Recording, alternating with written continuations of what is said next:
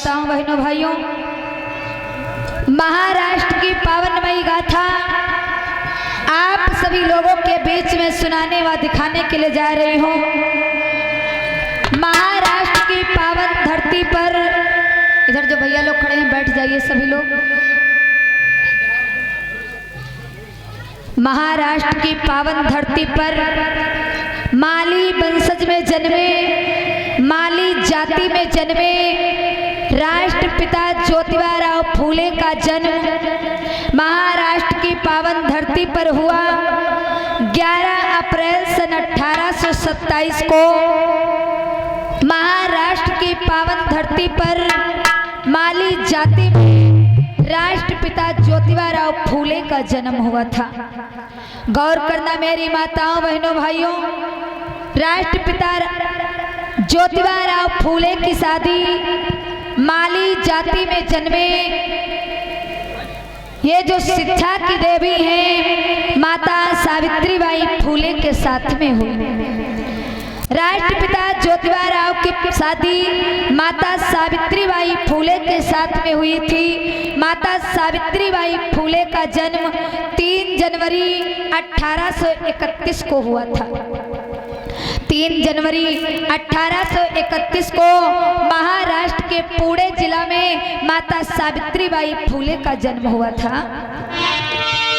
लेकिन गौर करना मेरी माताओं बहनों भाइयों, ये जो माली जाति में जन्मे राष्ट्रपिता ज्योतिबा फूले थे, ये पढ़ने लिखने में बहुत बड़े होशियार थे, बहुत बड़े विद्वान थे। गौर करना मेरी माताओं बहनों भाइयों,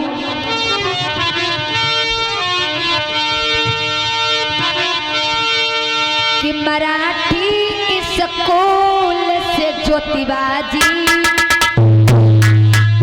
अपनी पढ़ाई करते हैं।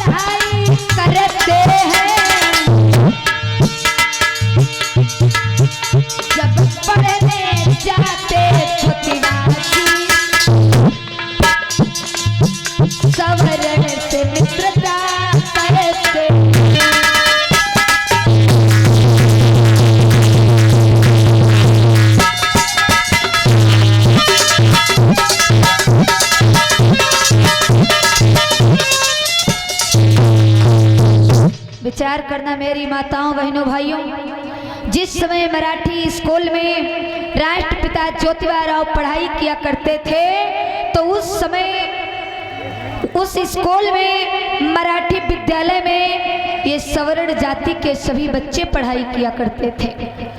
गौर करना मेरी माताओं बहनों भाइयों, राष्ट्रपिता ज्योतिबा फूले की मित्रता एक सवर्ण समाज के बालक से हो जाती है। जब सवर्ण समाज के बालक से हो जाती है तो एक दिन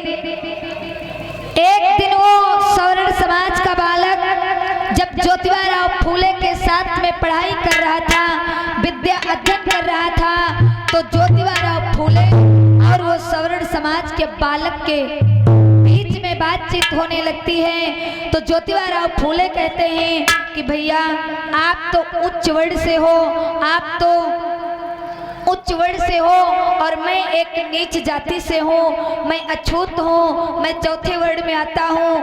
आज हमारे तुम्हारे बीच में जो मित्रता है मेरे मित्र, ये मित्रता ज़्यादा दिन तक नहीं चल सकती है क्योंकि तुम उच्च वर्ण से हो और मैं एक नीच हूँ, मैं अछूतों में आता हूँ। इसलिए हमारे और तुम्हारे बीच की मित्रता ज़्यादा दिन नहीं चल सकती है क्योंकि तुम्हारे समाज के लोग और अगर तुम्हारे माता पिता जानेंगे तो इस मित्रता को तोड़ देंगे।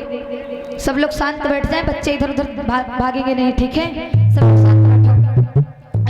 लोग खड़े हैं, कृपया बैठ जाओ तो महान दया होगी और अच्छा लगेगा। सब लोग बैठ जाओ, बैठ जाइए सब लोग। आप लोग खड़े हो, अच्छा नहीं लग रहा है।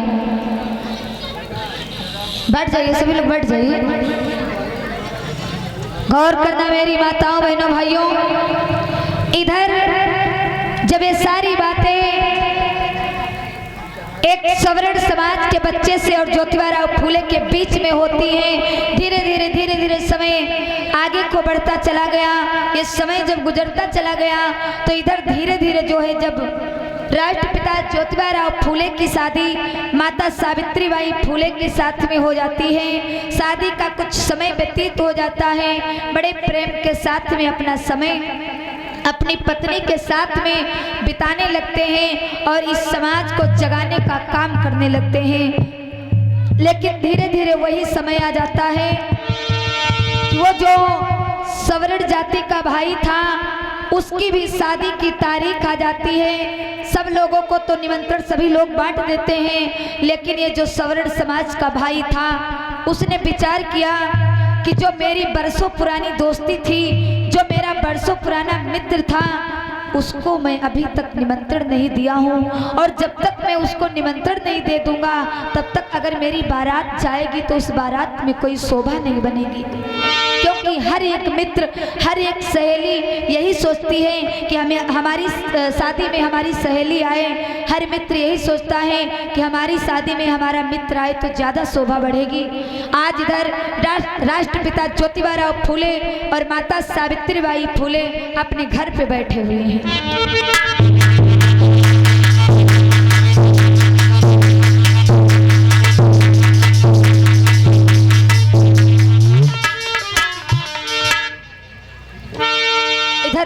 राष्ट्रपिता ज्योतिबा फूले अपने घर पे बैठे हुए हैं और इसी बीच में धम्मदान राजेंद्र प्रसाद इचौली से 100 मुद्रा, प्रदीप कुमार गौतम कमेटी अध्यक्ष छंदवल से 1500 मुद्रा, सुरेंद्र गौतम कमेटी अध्यक्ष छंदवल से 1500 मुद्रा और इंदल प्रसाद छंदवल से 500 मुद्रा, हरिश्चंद्र वर्मा नेता शेखपुर से 500 मुद्रा और राम नारायण गंगौली से 100 मुद्रा, प्रभु दयाल गौतम धदौरी से 100 मुद्रा, राम कुमार गौतम धमसर से 30 मुद्रा, शिव कुमार साढ़े मऊ से 50 मुद्रा, प्यारे लाल गौतम शेखपुर से 20 मुद्रा और लल्लू चौधरी छंदवल से 100 मुद्रा, चौधरी अन्नू मियाँ छंदवल से 100